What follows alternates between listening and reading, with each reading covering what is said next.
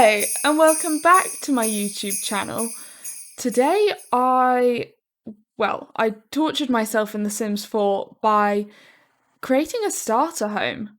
This was supposed to be for my first Let's Play because I thought that I would start it with my sim applying to university and therefore needing a house.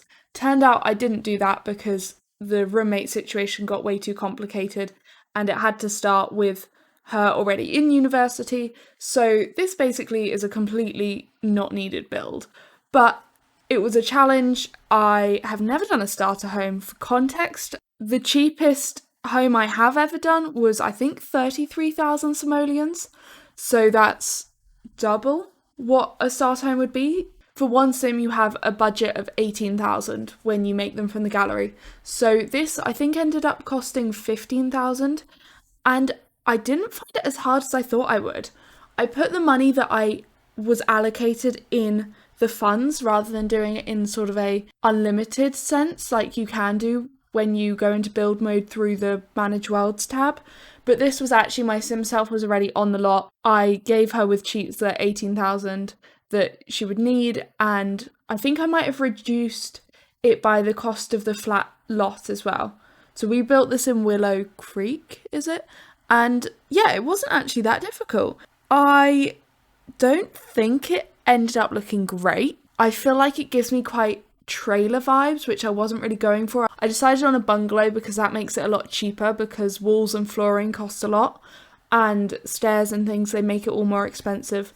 I also made it way too big to start off with, which wasn't an issue money-wise, but more that I was having a lot of empty spaces, so I brought the walls in pretty much all directions from where I started out, and that made it a lot more compact and cozy.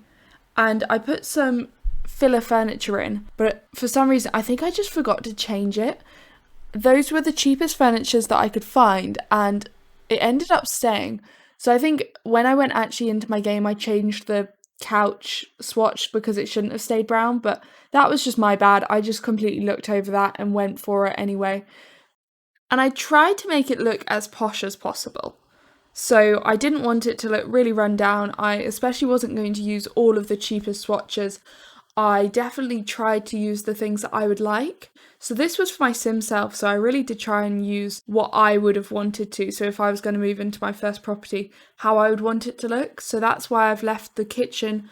I made the front room all open plan because that saves money on walls.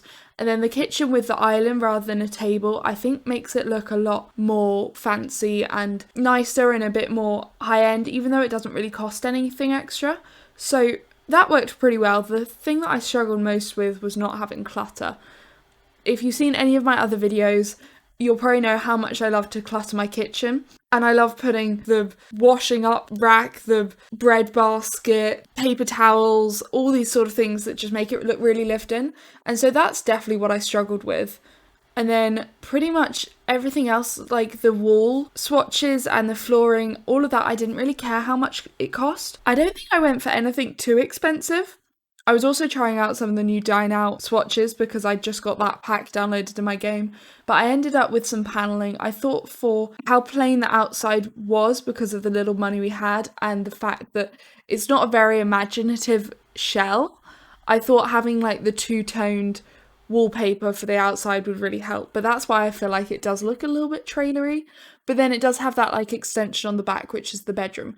And the bedroom for me, I think, turned out quite nice. I put all of my favourite items in, so it was supposed to be for my sim self, as I said, and so I really used the things that I love. So we've got my favourite rug in there, we've got my favourite candles, and the thing that I would most have wanted to have if I'd had more money would have been paintings. I think paintings just make everything look a little bit less sad. For some reason, and I think a lot of builders find this, a house in the real world can look so good even if it's quite plain. So if you have like an end of terrace house that has no windows on one side, that in real life does not look bad, whereas when you convert it into The Sims, it just looks terrible.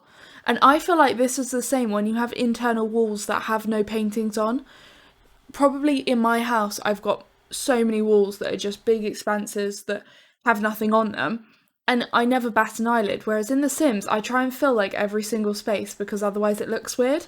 So I think that's definitely what I would have changed. I went for quite muted colours pretty much all the way round. I really love the swatch that I chose for the main room. I know, and I think I've said this before, like that paneling style is very dated, but I think it's just done so well. And I feel like I'm missing a lot of colours. I know that CC can focus quite heavily on wall swatches, and I completely understand why. When I look through the swatches, sometimes I don't find what I really want and what sparks joy. So I haven't gone down the CC route yet, and that would be one thing that I would add in. I know there are some amazing ones. I think the Tiny Travelers pack by Hey Harry and Felix has a really nice sort of jungle theme one for kids' rooms, and I think I would really like that in my houses. I think the house that I'm making at the moment would have really suited that, because I think we don't have very many big patterns which would look really great for feature walls.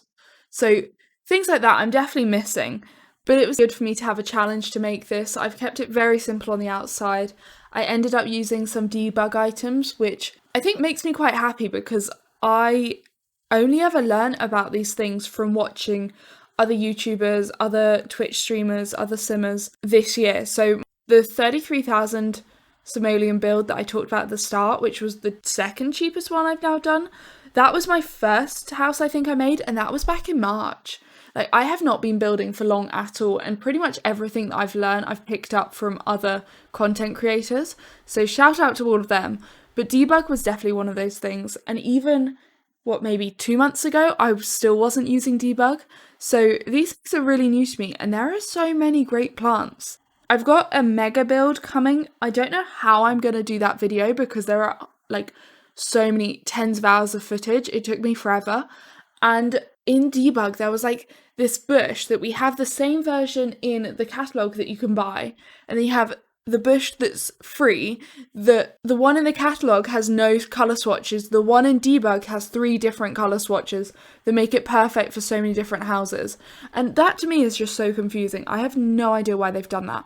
While they've put more colours in the debug section, where debug usually you can't choose a swatch. Anyway, if you've never seen debug, that probably went straight over your head, and I'm really sorry. It's something that is very much a learning curve, but I'm kind of excited that I can now do that. So it really helped this starter home look a bit nicer than I would have been able to if I'd just bought everything.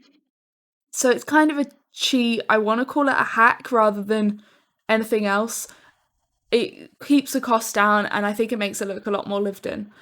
But that's pretty much the house. So this was a super quick video. I mean, the house didn't take long to build. I think I built it in one stream. It maybe took an hour and a half. I tried to put everything that I could in there, but it really it's completely functional. It has everything your sim would need. It's got a computer to skill build.